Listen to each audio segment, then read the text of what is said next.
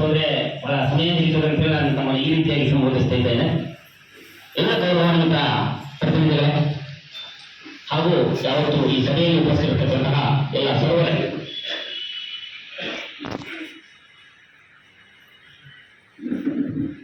ನಮ್ಮೆಲ್ಲರೂ ಕೂಡ ಗೊತ್ತಿರೋ ಹಾಗೆ ಶಿಕ್ಷಣದ ವ್ಯವಸ್ಥೆ, ಸರ್ಕಾರಿ ಶಾಲಾ ಶಿಕ್ಷಣದ ವ್ಯವಸ್ಥೆ, ಅನುದಾನಿತ ಶಾಲಾ ಶಿಕ್ಷಣದ ವ್ಯವಸ್ಥೆ, ಅನುದಾನ ರಹಿತ ಶಾಲಾ ಶಿಕ್ಷಣದ ವ್ಯವಸ್ಥೆ, ಈ ಮೂರು ಪ್ರಕಾರಗಳಲ್ಲಿ ಎಲ್ಲೆಡೆ ಈ ಶಿಕ್ಷಣದ ವ್ಯವಸ್ಥೆ ನಡೆದುಕೊಂಡು ಬರ್ತಾ ಇದೆ. ತಮ್ಮೆಲ್ಲರೂ ಕೂಡ ಗೊತ್ತಿರೋ ಹಾಗೆ ಸರ್ಕಾರಿ ಶಾಲಾ ಶಿಕ್ಷಣದ ವ್ಯವಸ್ಥೆ ಸಂಪೂರ್ಣವಾಗಿ ಪ್ರತಿಯೊಂದನ್ನು ಸಹಿತವಾಗಿ ಸರ್ಕಾರ ಅದರ ಉಸ್ತುವಾರಿಯನ್ನು ತೆಗೆದುಕೊಳ್ತಾ ಇರ್ತದೆ. ಅನುದಾನಿತ ಶಾಲೆಗಳ ವ್ಯವಸ್ಥೆಯನ್ನ ಆಡಳಿತಾತ್ಮಕವಾಗಿ ಅನುದಾನಿತ ಸಂಸ್ಥೆಯ ಮುಖ್ಯಸ್ಥರಿಗೆ ಬಿಟ್ಟಿರ್ತಾರೆ. ಶೈಕ್ಷಣಿಕವಾಗಿ ಸರ್ಕಾರ ತನ್ನ ಹತೋಟಿಯಲ್ಲಿ ಇಟ್ಟುಕೊಂಡು 50-50 ಆ ರೀತಿಯಾಗಿ ಆ ಶೈಕ್ಷಣಿಕ ವ್ಯವಸ್ಥೆ ಮುಂದುವರೆಕೊಂಡು ಬರ್ತಾ ಇರ್ತಕ್ಕಂಥ ತಮ್ಮೆಲ್ಲರೂ ಕೂಡ ಗೊತ್ತಿದೆ. ಅನುದಾನ ರಹಿತ ಶಿಕ್ಷಣ ವ್ಯವಸ್ಥೆಯ ಪದ್ಧತಿ ಸರ್ಕಾರ ಯಾವುದೇ ರೀತಿಯ ಹಸ್ತಕ್ಷೇಪ ಇಲ್ಲದ ರೀತಿಯಲ್ಲಿ ಆ ಶಾಲೆಗಳಿಗೆ ರಿಜಿಸ್ಟ್ರೇಷನ್ ಅನ್ನ ಕೊಡುವಾಗ ಹಾಕಿರ್ತಕ್ಕಂತಹ ಷರತ್ತುಗಳ ಪಾಲನೆ ಆಗ್ತಾ ಇದೆಯಾ ಇಲ್ವಾ ಎನ್ನುವುದನ್ನು ಮಾತ್ರ ನೋಡ್ತಾ ವರ್ಷಕ್ಕೊಮ್ಮೆ ಮನ್ನಣೆಯನ್ನು ನವೀಕರಿಸುವಾಗ ಎಲ್ಲ ಷರತ್ತುಗಳನ್ನು ಪಾಲನೆ ಮಾಡಿದೆಯಾ ಅಂತ ಹೇಳುವುದನ್ನ ಗಮನದಲ್ಲಿಟ್ಟುಕೊಂಡು ಆ ಅನುದಾನಿತ ಶಿಕ್ಷಣ ಸಂಸ್ಥೆಯವರು ಟೋಟಲಿ ಶಿಕ್ಷಣದ ವ್ಯವಸ್ಥೆಯ ಭಾಗಿಯಾಗಿ ಕೆಲಸ ನಿರ್ವಹಿಸಿಕೊಂಡು ಹೋಗ್ತಾ ಇರ್ತಕ್ಕಂಥದ್ದು ನಮಗೆ ಹಾಗೆ ನಿಮಗೆ ಎಲ್ಲರೂ ಕೂಡ ಗೊತ್ತಿರ್ತಕ್ಕಂಥ ವಿಚಾರ. ಒಂದು ವಿಚಾರ ಗೊತ್ತಿರಲಿ ಅಂತ ಅಂಕಿ ವಿಷಯಗಳನ್ನು ಹೇಳ್ತಾ ಇದ್ದೇನೆ ನಿಮಗೆ. ನಮ್ಮಲ್ಲಿ 57,125 ಮಕ್ಕಳು ರಾಣೆಬೆನ್ನೂರಿನ ತಾಲೂಕುಗಳಲ್ಲಿ ವಿವಿಧ ಇದರಲ್ಲಿ ಓದ್ತಾ ಇದ್ದಾರೆ. ಅದರಲ್ಲಿ ರಾಜ್ಯ ಪಠ್ಯಕ್ರಮ ಹಾಗೂ ಅದರ್ಸ್ ಅಷ್ಟನ್ನು ಮಾತ್ರ ನಾನು ಹೇಳ್ತಾ ಇದ್ದೇನೆ. ಇವು CBSE ಹಾಗೂ ICSE ಆ ಮಕ್ಕಳ ಅಂಕಿ ಅಂಶ ಈ ಗಣನೆಗೆ ಬರ್ತಾರೆ. ನಾವು ಯಾವ ಇದ್ರೂ ಕೂಡ ನಾವು ಭಾಗಿದಾರರಾಗ್ತಾ ಇಲ್ಲ. ಬೋರ್ಡ್ ನೋಡ್ಕೊಳ್ತಾ ಇರ್ತದೆ ಅವರಿಗೆ, CBSE ಬೋರ್ಡ್ ನೋಡ್ಕೊಳ್ತಾ ಇರ್ತದೆ ಅವರ ಇತರೆ ವಿಚಾರಗಳನ್ನ. ಹೀಗಾಗಿ 21,575 ವಿದ್ಯಾರ್ಥಿಗಳು ಸರ್ಕಾರಿ ಶಾಲಾ ವ್ಯವಸ್ಥೆಯಲ್ಲಿ ಓದ್ತಾ ಇದ್ದಾರೆ. 11,400 ವಿದ್ಯಾರ್ಥಿಗಳು ಅನುದಾನಿತ ಶಿಕ್ಷಣ ಸಂಸ್ಥೆಯಲ್ಲಿ ಓದ್ತಾ ಇದ್ದಾರೆ. ಇನ್ನು 22,700 ವಿದ್ಯಾರ್ಥಿಗಳು ನಮ್ಮ ಸ್ಟೇಟ್ ಪಠ್ಯಕ್ರಮದ ಅನುದಾನ ರಹಿತ ಶಾಲೆಗಳಲ್ಲಿ ಓದ್ತಾ ಇದ್ದಾರೆ. ಒಟ್ಟಾರೆ ನಮ್ಮ ರಾಣೆಬೆನ್ನೂರು ತಾಲೂಕಿನಲ್ಲಿ ಅನುದಾನ ರಹಿತ ರಾಜ್ಯ ಪಠ್ಯಕ್ರಮದ 60+24 ಶಿಕ್ಷಣ ಸಂಸ್ಥೆಗಳಿದ್ದಾವೆ. ಅನುದಾನಿತ ಶಿಕ್ಷಣ ಸಂಸ್ಥೆಗಳು 38 ಪ್ರೌಢಶಾಲೆ ಹಾಗೂ 18 ಪ್ರಾಥಮಿಕ ಶಾಲೆ ಸೇರಿ 38, 48, 56 ಅನುದಾನಿತ ಶಾಲೆಗಳು ಇಳಿತಾ ಇದ್ದಾರೆ. ಸರ್ಕಾರಿ ಶಾಲೆಗಳು 206 ಸರ್ಕಾರಿ ಶಾಲೆಗಳು ಪ್ರಾಥಮಿಕ ಹಾಗೂ ಪ್ರೌಢ ವಿಭಾಗದಲ್ಲಿ ನಡೀತಾ ಇದ್ದಾರೆ. ಒಟ್ಟಾರೆ 354 ಆಸ್ಪತ್ರೆ ನಡೀತಾ ಇದೆ. ಇನ್ನು CBSE ಪಠ್ಯಕ್ರಮದ 11 ಶಾಲೆಗಳಿದ್ದಾವೆ. ಇಲ್ಲಿ ICSE ಪಠ್ಯಕ್ರಮವನ್ನು ಬೋಧಿಸತಕ್ಕಂತಹ 1 ಶಾಲೆ. ಇದು ನಮ್ಮ ಸ್ಥೂಲವಾಗಿರತಕ್ಕಂತಹ ಶೈಕ್ಷಣಿಕ ವ್ಯವಸ್ಥೆಯ ಒಂದು ಪರಿಚಯ ನಮ್ಮ ರಾಣೆಬೆನ್ನೂರು ತಾಲೂಕಿಗೆ ಸಂಬಂಧಪಟ್ಟ ಹಾಗೆ. ರಾಜ್ಯ ಪಠ್ಯಕ್ರಮವಾಗಿ ಇರ್ತಕ್ಕಂತಹ ಯಾವುದೇ ಶಾಲೆಗಳಲ್ಲಿ 1 ರೂಪಾಯಿಯನ್ನು ಸಹಿತವಾಗಿ ನಾವು ಫೀಸ್ ಆಗಿ ತಗೊಳ್ತಾ ಇಲ್ಲ. 1ನೇ ತರಗತಿಯಿಂದ 5ನೇ ತರಗತಿ ತನಕ ಫ್ರೀ ಎಜುಕೇಶನ್. 6-7ಕ್ಕೆ ಸ್ಪೋರ್ಟ್ಸ್ ಫೀಯನ್ನ ಸರ್ಕಾರವೇ ನಿಗದಿ ಮಾಡಿದೆ. 15-20 ರೂಪಾಯಿ ಸ್ಪೋರ್ಟ್ಸ್ ಫೀಯನ್ನ ಅವರು 6ರಿಂದ ಮೇಲ್ಪಟ್ಟ ಮಕ್ಕಳಿಗೆ ಮಾತ್ರ ಸ್ಪೋರ್ಟ್ಸ್ ನಲ್ಲಿ ಅವಕಾಶ ಈಗಾಗಲೇ ನಿಗದಿ ಮಾಡಿದೆ. ಸೊ ಅದನ್ನ ನಾವು ಸರ್ಕಾರಕ್ಕೆ ಭರಣ ಮಾಡ್ತಾ ಇರ್ತೇವೆ. ಅದನ್ನ ಹೊರತುಪಡಿಸಿದರೆ 8, 9, 10ರಲ್ಲಿ ಸರ್ಕಾರಿ ಶಾಲೆಯಲ್ಲಿ 290 ರೂಪಾಯಿ ಫೀಸ್ ಸ್ಟ್ರಕ್ಚರ್. ಅದೇ ರೀತಿಯಲ್ಲಿ ಅನುದಾನಿತ ಶಿಕ್ಷಣ ಸಂಸ್ಥೆಗೂ ಸಹಿತವಾಗಿ ಅನುದಾನವನ್ನ ಈ ಅನುದಾನಿತ ಶಿಕ್ಷಣ ಸಂಸ್ಥೆಗೆ ಕೊಡ್ತಾ ಇರೋದ್ರಿಂದ, ರಾಜ್ಯ ಪಠ್ಯಕ್ರಮದ ಬೋಧನೆಯನ್ನು ಅವರು ಮಾಡ್ತಾ ಇರೋದ್ರಿಂದ, ಅನುದಾನಕ್ಕೆ ಒಳಗಾಗಿರ್ತಕ್ಕಂಥ ಶಿಕ್ಷಕರಲ್ಲಿ ಕೆಲಸ ಮಾಡ್ತಾ ಇರೋದ್ರಿಂದ ಅಲ್ಲಿ ಅವರು ಸಹಿತವಾಗಿ ನಮ್ಮ ರಾಜ್ಯ ಪಠ್ಯಕ್ರಮದ ಫೀಸನ್ನೇ ನಿಗದಿ ಮಾಡಬೇಕಾಗಿದೆ. ಇನ್ನು ಅನುದಾನ ರಹಿತ ಶಾಲೆಗಳಿಗೆ ಫೀಸ್ ಫೀಸನ್ನ ಸ್ಟ್ರಕ್ಚರ್ ಅನ್ನ ಫಾರ್ಮ್ ಮಾಡುವಾಗ ಸರ್ಕಾರ ಒಂದು ಫಾರ್ಮುಲಾವನ್ನ ಕೊಟ್ಟಿದೆ, ಗೆಜೆಟ್ ಮುಖಾಂತರವೇ ಅದನ್ನು ಕೊಟ್ಟಿದೆ. 2022ರಲ್ಲಿ ಬಂದಿದೆ, ರೀಸೆಂಟ್ ಆಗಿರ್ತಕ್ಕಂತಹ ಗೆಜೆಟ್ 2022ರಲ್ಲಿ ಬಂದಿದೆ. ಏನು ಯಾವ ಶಿಕ್ಷಣ ಸಂಸ್ಥೆಗಳು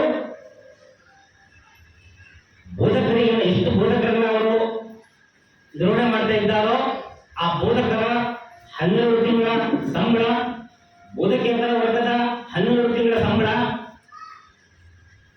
ಅವನ್ನ ಒಟ್ಟಿಗೆ 12 ತಿಂಗಳ ಅವರ ಗೌರವಧನ ಅಂದ್ರೆ ಅವರ ವೇತನವನ್ನ ಸೇರಿಸಿ ಟೋಟಲ್ ಮಾಡಿದಾಗ ಅದಕ್ಕೆ ಅವರ ಇನ್ಫ್ರಾಸ್ಟ್ರಕ್ಚರ್, ಅವರು ಹೊಂದಿರತಕ್ಕಂತಹ ಮೂಲಭೂತ ಸೌಕರ್ಯಗಳ ನಿರ್ವಹಣೆಗಾಗಿ 35% ಏನು ಶಿಕ್ಷಕರ ಮತ್ತು ಬೋಧಕೇತರ ಗೌರವಧನದ 35% ಸೇರಿಸಿ ಆ ಶಾಲೆಗೆ ಬರ್ತಾ ಇರತಕ್ಕಂತಹ ಮಕ್ಕಳಿಂದ ಅದನ್ನ ಭಾಗಿಸಿದಾಗ, ಇದನ್ನ ನಾನು ಬಹಳ ಶಾರ್ಟ್ ಆಗಿ ಹೇಳ್ತಾ ಇದ್ದೇನೆ, ನಿಮ್ಗೆ ಎಲ್ಲರಿಗೂ ಅರ್ಥ ಆಗಲಿ ಅಂತ. ಇದರ ಪರಿಣ 14 ಪರಿಚಯಗಳಲ್ಲಿ ಕೊಟ್ಟಿದ್ದಾರೆ ಅವರು. ಇದರ ಶಾರ್ಟ್ ಆಗಿ ಇವುಗಳನ್ನು ಭಾಗಿಸಿದಾಗ ಅದು ಏನು ಫೀಸ್ ಸ್ಟ್ರಕ್ಚರ್ ನಿರ್ಧಾರ ಆಗ್ತದೋ ಆ ಫೀಸ್ ಸ್ಟ್ರಕ್ಚರ್ ಅನ್ನ ಅವರು ನಮ್ಮ ಶಾಲೆಯಲ್ಲಿ ಫಿಕ್ಸ್ ಮಾಡಬೇಕು. ಸೊ ಇದನ್ನು ನಾವು ನೋಡಿದಾಗಿ ನಮ್ಮ ರಾಣೆಬೆನ್ನೂರು ತಾಲೂಕಿನಲ್ಲಿರ್ತಕ್ಕಂತಹ ಎಲ್ಲ ರಾಜ್ಯ ಪಠ್ಯಕ್ರಮಕ್ಕೊಳಗಾಗಿರ್ತಕ್ಕಂತಹ ಎಲ್ಲ ಶಾಲೆಗಳಲ್ಲಿ ಅವರು ವಿಧಿಸಿರ್ತಕ್ಕಂತಹ ಶುಲ್ಕ ಮಿತಿಯ ಒಳಗಡೆ ಬರ್ತಾ ಇದೆ. ಸರ್ಕಾರವೇ RTE ವಿದ್ಯಾರ್ಥಿಗಳಿಗಾಗಿ ಕಾಮನ್ ಆಗಿ 1 ರಿಂದ 8ನೇ ತರಗತಿಯ ವಿದ್ಯಾರ್ಥಿಗಳಿಗೆ 16,000 ಶುಲ್ಕವನ್ನು ನಿಗದಿ ಮಾಡಿದೆ. LKG UKG ಅವರಿಗೆ 8,000 ಶುಲ್ಕವನ್ನು ನಿಗದಿ ಮಾಡಿದೆ ಸರ್ಕಾರ RTE ಮಕ್ಕಳಿಗಾಗಿ. ಯಾಕಂದ್ರೆ ನಮ್ಮ ಮಕ್ಕಳು CBSE ಓದ್ತಾ ಇರ್ತಾರೆ, ICSE ಓದ್ತಾ ಇರ್ತಾರೆ. ಸೊ ಆ ಮಕ್ಕಳಿಗೆ ಸರ್ಕಾರ ಭರಣ ಮಾಡ್ತಾ ಇರ್ತದೆ. ಅದನ್ನು ಅವರು ಕನಿಷ್ಠ ಮೊತ್ತವನ್ನಾಗಿ 16,000 ಹಾಗೂ 8,000 LKG ಮಕ್ಕಳಿಗೆ ನಿರ್ಧಾರ ಮಾಡಿದೆ. ಸೊ ಈಗ ನಮ್ಮ ರಾಜ್ಯ ಪಠ್ಯಕ್ರಮದ ಶಾಲೆಗಳಿಗೆ ನಾವು ಬರುವಾಗ ನಾನು ಈಗಾಗಲೇ ಹೇಳಿರ್ತಕ್ಕಂತಹ ಆ ಒಂದು ಸೂತ್ರದ ಅಡಿಯಲ್ಲಿ ಅವರು ಶಿಕ್ಷಕರು ಕೊಡ್ತಕ್ಕಂಥ ಸಂಬಳ, ಅವರು ಬೋಧಕೇತರ ಕೊಡ್ತಕ್ಕಂಥ ಸಂಬಳ ಹಾಗೂ ಅವರ ಎಲ್ಲ ಇನ್ಫ್ರಾಸ್ಟ್ರಕ್ಚರ್ ಮೂಲಭೂತ ಸೌಕರ್ಯಗಳ ನಿರ್ವಹಣಾ ವೆಚ್ಚ ಅವುಗಳನ್ನು ಟೋಟಲ್ ಮಾಡಿದಾಗ 1 ಕೋಟಿ ಬಂತಪ್ಪ ಅಂತಂದ್ರೆ ಅವುಗಳನ್ನು ಟೋಟಲ್ ಮಾಡಿದಾಗ ಒಂದು 300 ವಿದ್ಯಾರ್ಥಿಗಳನ್ನು ಟೋಟಲ್ ಮಾಡಿದಾಗ ಸರಿಸುಮಾರಾಗಿ ಒಂದು ಫೀಸ್ ನಿರ್ಧಾರ ಆಗ್ತದೆ. ಸೊ ಆ ಫೀಸ್ 16,000ರಿಂದ 23,000-24,000 ಆಸುಪಾಸಿನಲ್ಲಿ ಬರ್ತದೆ. ಬಹುಶಃ ಈ ನಮ್ಮ ರಾಜ್ಯ ಪಠ್ಯಕ್ರಮದ ಶಾಲೆಗಳಲ್ಲಿ ಅವರು ನಿಗದಿ ಮಾಡಿರತಕ್ಕಂಥ ಫೀಸ್ ಇಷ್ಟು. ಇನ್ನು CBSE ಹಾಗೂ ICSE ಶಾಲೆಗಳು ಯಾವ ರೀತಿಯಾಗಿ ಫೀಸ್ ಅನ್ನ ನಿರ್ಧಾರ ಮಾಡ್ತಾ ಇದ್ದಾರೆ. ರಾಜ್ಯ ಪಠ್ಯಕ್ರಮದ ಫೀಸ್ನ ಹಾಗೆ ಇರ್ತದೆ, ಆದರೆ ಪಠ್ಯೇತರ ಚಟುವಟಿಕೆಗಳು ಇನ್ನೂ ಎಕ್ಸ್ಟ್ರಾ ಇರ್ತವೆ. ಸೊ ಅವರ ಬೋರ್ಡಿನ ನಿಯಮಕ್ಕೆ ಅನುಗುಣವಾಗಿ ಅವರು ಅದನ್ನು ಫಿಕ್ಸ್ ಮಾಡ್ತಾರೆ. ಸೊ ಅದನ್ನು ನಾವು ಪರಿಗಣನೆ ತೆಗೆದುಕೊಂಡಾಗ ಸರಿಸುಮಾರಾಗಿ 30, 32, 35 ನಮ್ಮ ಇದರಲ್ಲಿ ಅತ್ಯಂತ ಗರಿಷ್ಠ ಅಂತಂದ್ರೆ ಈ 11 CBSE ಶಾಲೆಗಳಲ್ಲಿ ಕ್ವಾಲಿಫೈ ಸ್ಕೂಲ್ನವರು ಬಹಳ ಗರಿಷ್ಠ ಇದೆ. ಹೊರ ರಾಜ್ಯದಿಂದ ವಿದ್ಯಾರ್ಥಿಗಳು ಬರ್ತಾ ಇದ್ದ ಕಾರಣಕ್ಕಾಗಿ ಅವ್ರು ಗರಿಷ್ಠ ಇಟ್ಕೊಂಡಿದ್ದಾರೆ ಗೊತ್ತಿಲ್ಲ. ಅವ್ರದ್ದು 75,000 ರೂಪಾಯಿ ಇದೆ. ಅದನ್ನು ಬಿಟ್ಟರೆ ಉಳಿದ ಎಲ್ಲ ಶಿಕ್ಷಣ ಸಂಸ್ಥೆಗಳದ್ದು 40,000 ಆಸುಪಾಸಿನಲ್ಲಿ, 33ರಿಂದ 40 ಆಸುಪಾಸಿನಲ್ಲಿ ಉಳಿದ ಶಿಕ್ಷಣ ಸಂಸ್ಥೆ. ಇವಿಷ್ಟು ನಮ್ಮಲ್ಲಿ ಫೀಸ್ ಶುಲ್ಕವನ್ನ ಅವರು ನಿರ್ಧಾರ ಮಾಡಿದ್ದಾರೆ. ಆ ಶುಲ್ಕ ಫೀಸನ್ನ ಪಾಲಕರು ಒಪ್ಪಿ ತಮ್ಮ ಮಕ್ಕಳನ್ನ ತೆಗೆದುಕೊಂಡು ಹೋಗಿ ಇಲ್ಲಿ ಸೇರಿಸ್ತಾ ಇದ್ದಾರೆ. ಇನ್ನೂ ಒಂದು ವಿಚಾರವನ್ನು ನಾನು ಮುಂದುವರೆದು ಮಾತನಾಡಬೇಕು ಅಂತಂದ್ರೆ, ಕೆಲವು ಪಾಲಕರು ಆ ಫೀಸನ್ನ ಅವರು ಕೇಳಿರ್ತಕ್ಕಂತಹ ಕಂತುಗಳಲ್ಲಿ ಮುಗಿಸ್ಲಿಕ್ಕೆ ಆಗಲ್ಲ. 3 ಕಂತು 4 ಕಂತನ್ನು ಕೂಡ ಅವರಿಗೆ ಮಾಡಿಕೊಟ್ಟಿರ್ತಾರೆ. ಮುಗಿಸ್ಲಿಕ್ಕೆ ಆಗದೆ ನನ್ನ ಹತ್ರ ಕಂಪ್ಲೇಂಟ್ಗಳು ಬರ್ತಾ ಇರ್ತಾರೆ, ಸರ್ ಮತ್ತೆ ಹೀಗಾಗಿದೆ ಮತ್ತೆ ಸ್ವಲ್ಪ. ಆಗ ನಾನು ಕೇಳ್ಕೊಂಡಾಗ ಅದನ್ನ ಬಹುತೇಕ ನಮ್ಮ ಎಲ್ಲ ಶಿಕ್ಷಣ ಸಂಸ್ಥೆಗಳು ಒಪ್ಕೊಂಡಿದ್ದಾರೆ. ಇಲ್ಲ ಸ್ವಲ್ಪ ಫೀಸನ್ನು ಕಮ್ಮಿ ಮಾಡಿ ಆ ಮಗುವಿಗೆ ಸಹಕಾರ ಕೊಡಿ ಅಂತಂದಾಗ ಖಂಡಿತವಾಗಿ ಸಹಕಾರವನ್ನ ಕೊಟ್ಟಿದ್ದಾರೆ. ನಾನು ಈ ಸಂದರ್ಭದಲ್ಲಿ ಸುಳ್ಳು ಕೊಟ್ಟಿದ್ದಾರೆ, ಮಾತಿಗೆ ಬೆಲೆ ಕೊಟ್ಟು ಸಹಕಾರವನ್ನು ಕೊಟ್ಟಿದ್ದಾರೆ. ಇಷ್ಟಿದ್ದಾರೆ. ಆದರೆ ಡೊನೇಷನ್ ಅಂತ ಹೇಳ್ತಕ್ಕಂಥದ್ದು 2020ರಿಂದಲೇ ಸರ್ಕಾರ ಜೀವ ಮಾಡಿದೆ. ಯಾವುದೇ ಶಿಕ್ಷಣ ಸಂಸ್ಥೆಗಳು ಡೊನೇಷನ್ ಅನ್ನಾಗಲಿ ಕ್ಯಾಪಿಟೇಷನ್ ಶುಲ್ಕವನ್ನಾಗಲಿ ಪಡೆಯಬಾರದು. ಏನಂತಂದ್ರೆ ಈ ಶುಲ್ಕ ಏನು ನಿಗದಿಪಡಿಸಿರ್ತಕ್ಕಂಥದ್ದು ಅಂದ್ರೆ ಅದನ್ನ ಅಧಿಕೃತವಾಗಿ ಘೋಷಣೆ ಮಾಡಿರ್ತಕ್ಕಂತಹ ಫೀ ಶುಲ್ಕ ಮತ್ತು ಈ ಎಲ್ಲಾ ಶಾಲೆಗಳ ಈ ಫೀಸಿನ ವಿವರ ಅವರು ತಮ್ಮ ಶಾಲೆಯಲ್ಲಿ ಡಿಸ್ಪ್ಲೇ ಮಾಡಬೇಕು ಅಂತಕ್ಕಂಥ ಸರ್ಕಾರದ ಧೋರಣೆ ಸರ್ಕಾರ ಗೆಜೆಟ್ ಮಾಡಿದೆ, ಆದೇಶ ಮಾಡಿದೆ. ಪ್ರತಿಯೊಂದು ಶಾಲೆಯಲ್ಲಿ ಸಹಿತವಾಗಿ ನೀವು ಒತ್ತಕ್ಷರದಲ್ಲಿ ಯಾವ್ಯಾವ ತರಗತಿಗೆ ಎಷ್ಟು ಶುಲ್ಕ ಇದೆ ಅಂತ ಹೇಳೋದು ನಿಮ್ಮ ಇನ್ನೊಬ್ಬರು ಕೇಳಬೇಕಾಗಿಲ್ಲ, ಡಿಸ್ಪ್ಲೇ ಮಾಡಿರ್ತಾರೆ. ಅಥವಾ ಅವರು ಅಧಿಕೃತ ವೆಬ್ಸೈಟ್ ಇದ್ರೆ